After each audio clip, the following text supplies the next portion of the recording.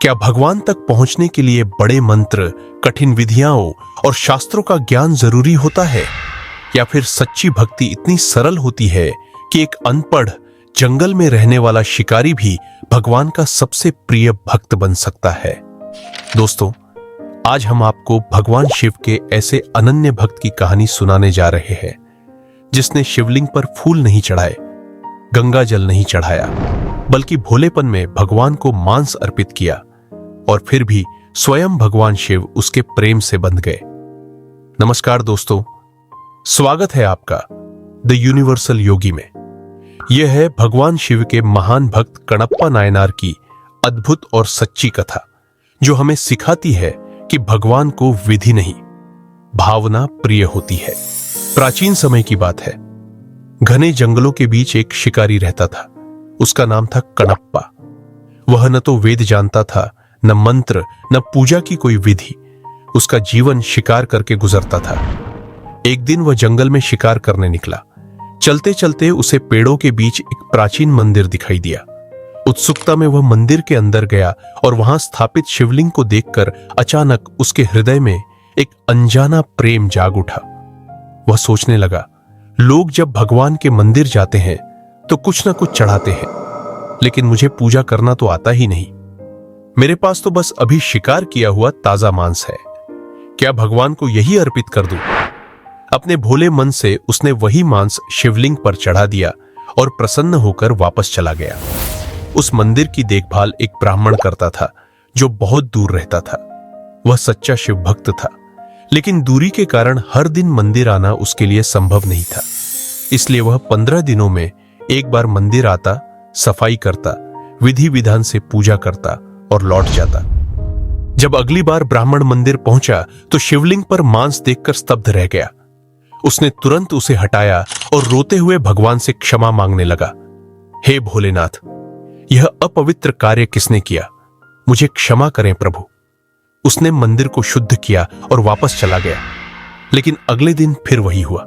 शिकारी रोज आता, मांस चढ़ाता और घंटों बैठकर भगवान से अपने मन की बातें करता। एक दिन उसने देखा कि शिवलिंग पर धूल जम गई है। उसने सोचा, भगवान इतने गंदे कैसे रह सकते हैं? मुझे इन्हें साफ करना चाहिए। उसके पास कोई पात्र नहीं था। तब उसे उपाय सूझा। वह पास के झरने तक गया, अपने मुंह में पानी भरकर लाया और उसी पानी से शिवलिंग को धोने लगा। वह बार बार मुंह में पानी भरकर लाता और प्रेम से भगवान को साफ करता रहा। जब ब्राह्मण अगली बार आया तो शिवलिंग पर मांस और थूक देखकर उसका हृदय क्रोध और दुख से भर गया। उसने रोते हुए शिवजी से कहा, प्रभु, कोई आपको अपमानित कर रहा है और आप मौन हैं। तभी भगवान शिव उसके सामने प्रकट हुए और मुस्कुराकर बोले, ब्राह्मण देव, जिसे तुम अपमान समझ रहे हो, वही मेरे प्रिय भक्त का प्रेम है। मैं भावना से बंधा हूं, विधि से नहीं। यदि उसकी भक्ति देखनी है तो कल छिप कर देखना। अगले दिन ब्राह्मण मंदिर के पास छिप गया। थोड़ी देर बाद उसने देखा, एक साधारण शिकारी हाथ में मांस और मुंह में पानी लेकर मंदिर में प्रवेश कर रहा है। वह प्रेम से शिवलिंग के पास पहुंचा, लेकिन अचानक उसकी नजर शिवलिंग की एक आंख पर पड़ी, जहां से रक्त बह रहा था। शिकारी घबरा गया। प्रभु, आपकी आंख में चोट लग गई। वह दौड़कर जड़ी बूटी लाया और लगाने लगा, लेकिन रक्त बहना बंद नहीं हुआ। तब उसने बिना एक पल सोचे अपना तीर निकाला और अपनी ही आंख निकालकर शिवलिंग की आंख पर लगा दी। यह दृश्य देखकर ब्राह्मण हैरान रह गया। अब शिवलिंग की दूसरी आंख से भी रक्त बहने लगा।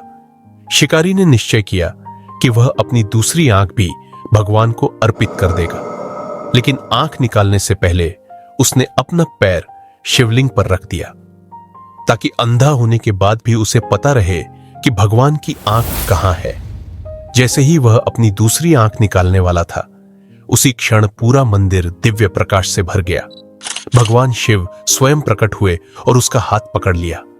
भोलेनाथ बोले, रुको मेरे प्रिय भक्त, इससे आगे नहीं। ब्राह्मण भी दौड़कर भीतर आया और यह दिव्य दृश्य देखकर भगवान के चरणों में गिर पड़ा। भगवान शिव ने कहा, यह है मेरा सच्चा भक्त कणप्पा, जिसने मुझे शास्त्रों से नहीं प्रेम से पाया है। आज से संसार इसे कणप्पा नायनार के नाम से जानेगा। वह भक्त जिसने अपनी आंखें भगवान को अर्पित कर दी। भगवान शिव के आशीर्वाद से कणप्पा की दृष्टि वापस लौट आई। वह भगवान के चरणों में गिर पड़ा और उसी क्षण उसका जीवन धन्य हो गया। दोस्तों, यह कहानी हमें एक गहरा आध्यात्मिक सत्य सिखाती है। भगवान को हमारे नियम, हमारी भाषा या हमारी विधियां नहीं चाहिए। उन्हें चाहिए केवल सच्चा प्रेम और निष्कलंक भावना। जहां भक्ति सच्ची होती है, वहां भगवान स्वयं प्रकट हो जाते हैं। तो अगली बार जब आप भगवान की पूजा करें, याद रखिए, भगवान भोग नहीं देखते, भाव देखते हैं।